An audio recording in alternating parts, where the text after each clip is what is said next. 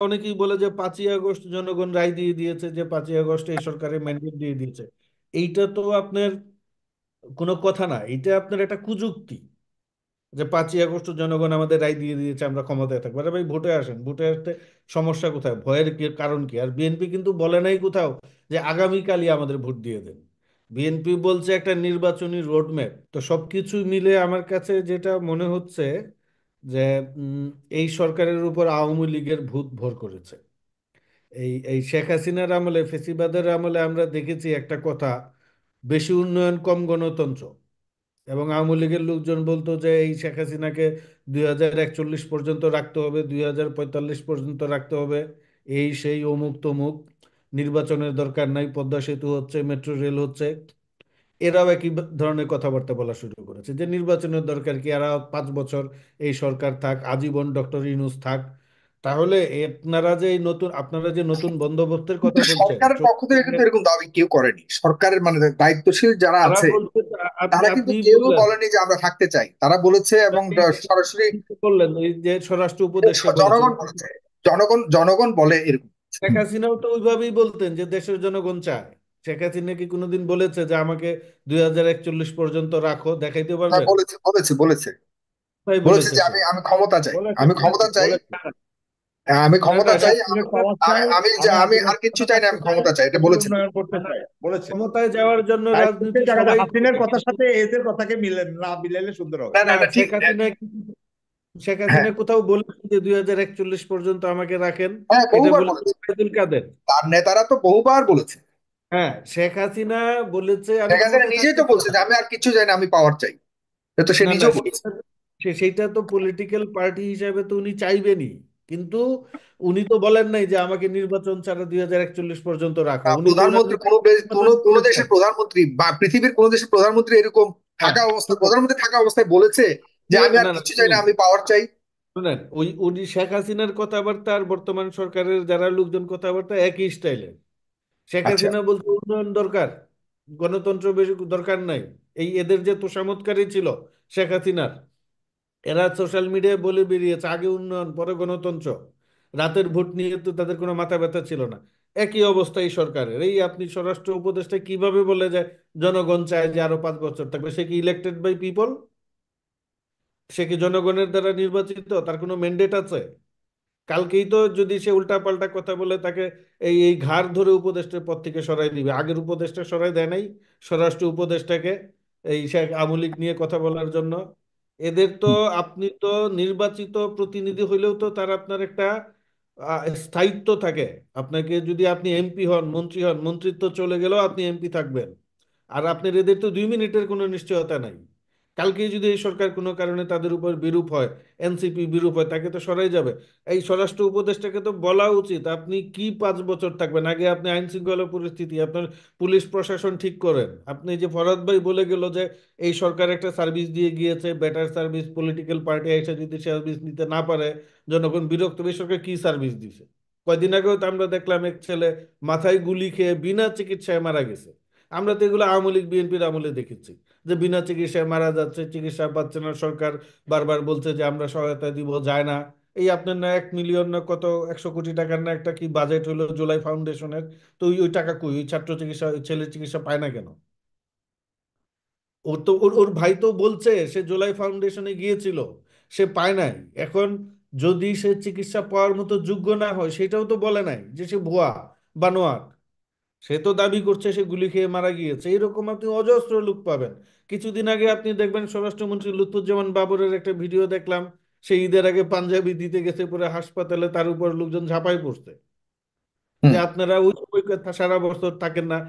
যাই হোক, তার রাগের ক্ষোভের কারণটা হচ্ছে যে আপনি এখন পাঞ্জাবি নিয়ে আসছেন। তার ক্ষোভ তো বাবরের উপরে না, তার ক্ষোভ হচ্ছে এই সরকারের উপর, সরকার চিকিৎসা দিতে পারছে না।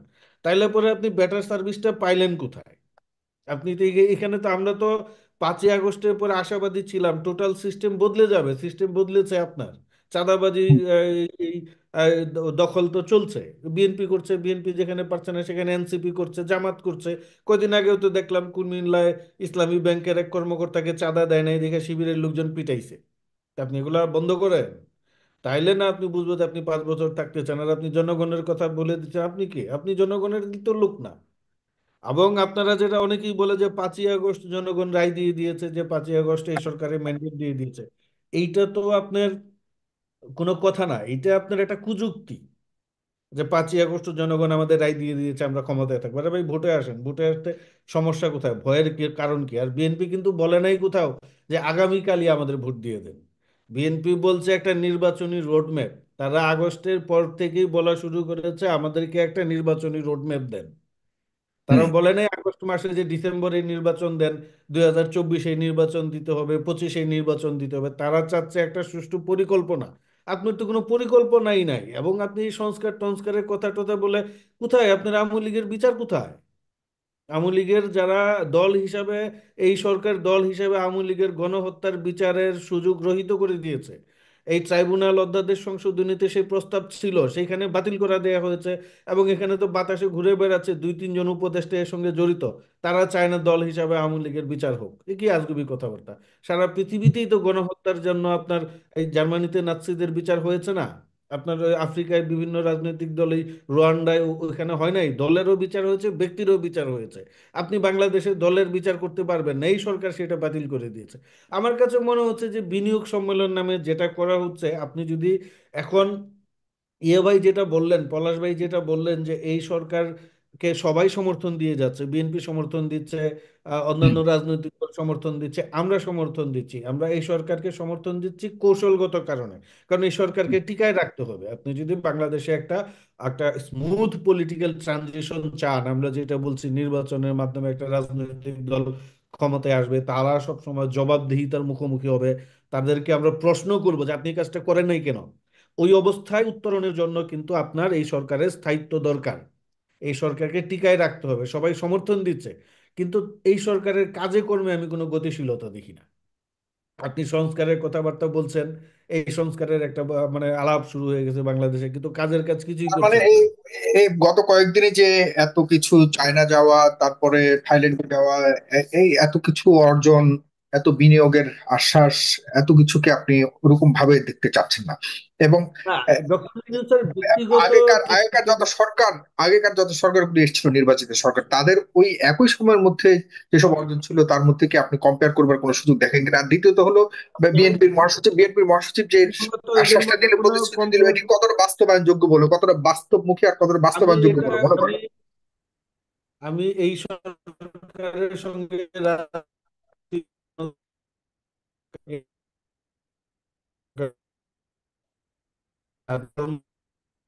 বিষয় আছে। এখন আপনি রাজনৈতিক সরকারকে দিয়ে অনেক কাজ করাইতে পারবেন, কিন্তু তাদেরকে দিয়ে অনেক কাজ আপনি করাইতে পারবেন না। সেটা আপনি তো এদের কাঁধে তো শুধু পাহাড় তুলে দিলে হবে না।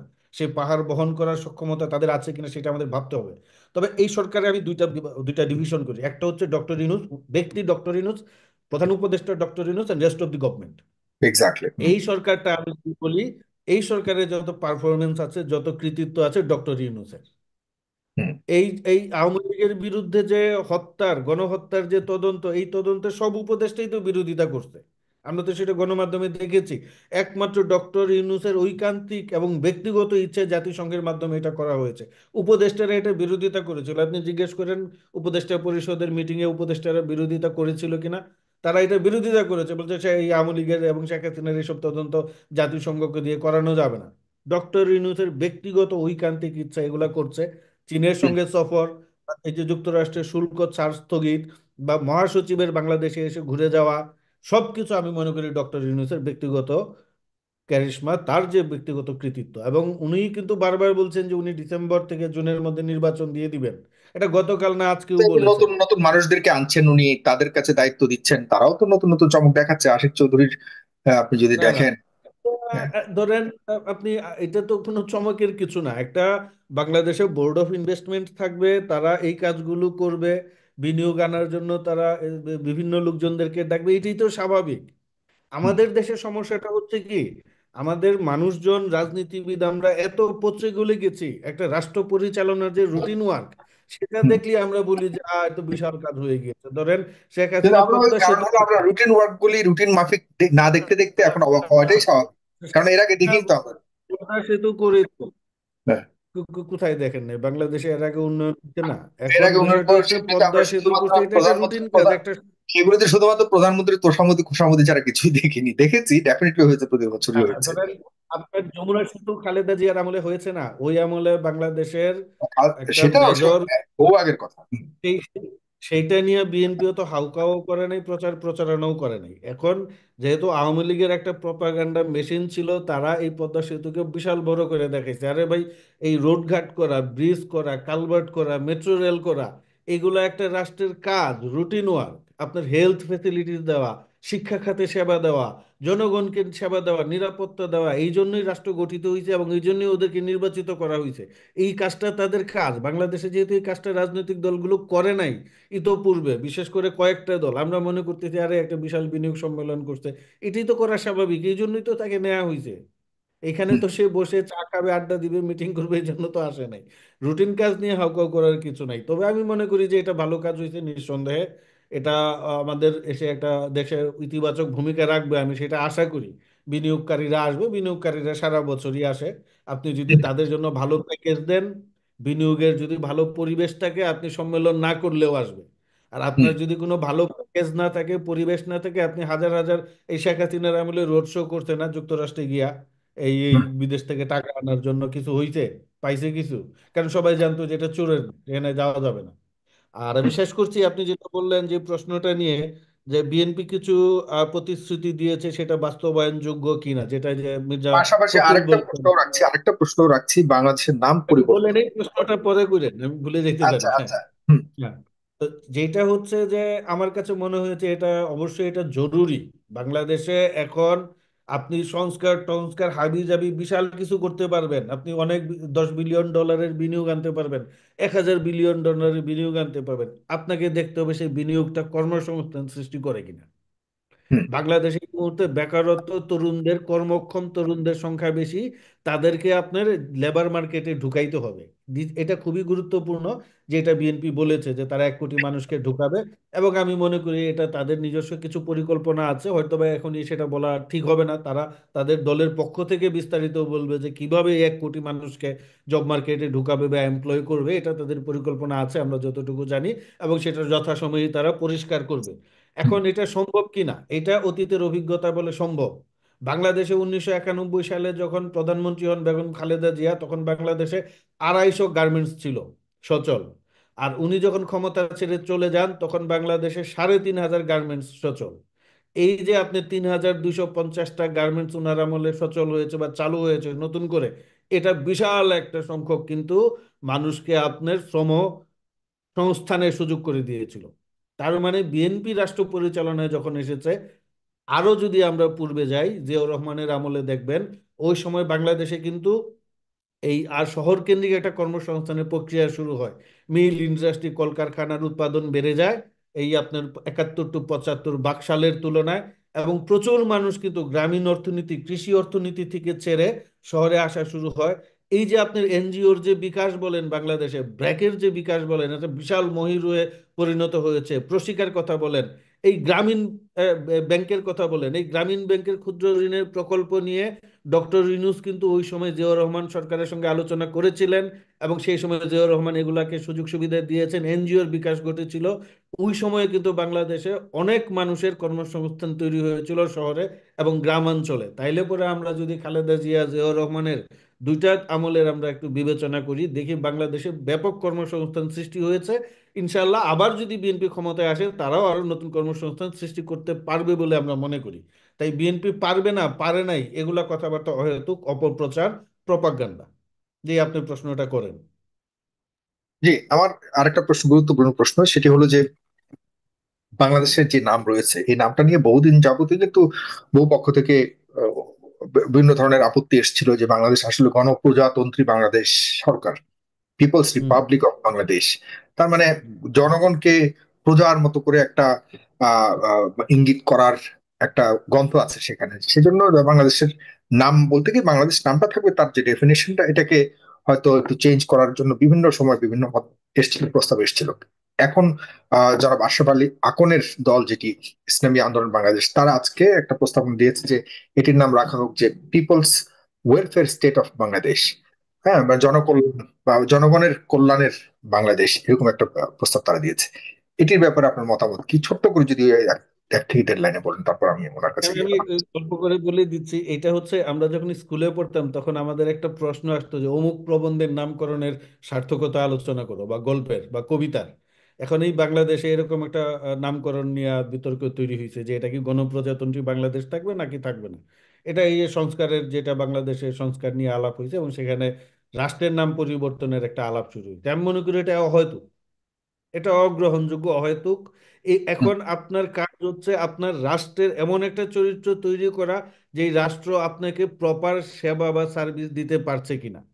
কারণ হুম, কানা ছেলের নাম পদ্মলোচন, সে কিছু আসে যায় না। হ্যাঁ, সে দেখতে পায় কিনা সেটাই গুরুত্বপূর্ণ বিষয়, না দেখতে পাইলে তো পদ্মলোচন দিয়ে লাভ নাই। এখন রাষ্ট্রের নাম আপনি পিপলস রিপাবলিক অফ বাংলাদেশ দিতে পারেন, ডেমোক্রেটিক রিপাবলিক অফ বাংলাদেশ দিতে পারেন, নানা নামকরণ করতে পারেন। যদি কাজ ঠিক মতো না হয় তাহলে এই নামে আমার মনে হয় যে কিছু আসে যায় না, এবং এটা নিয়ে কোনো কিছু আপনার এটা গুরুত্বপূর্ণ কোনো বিষয়ই না।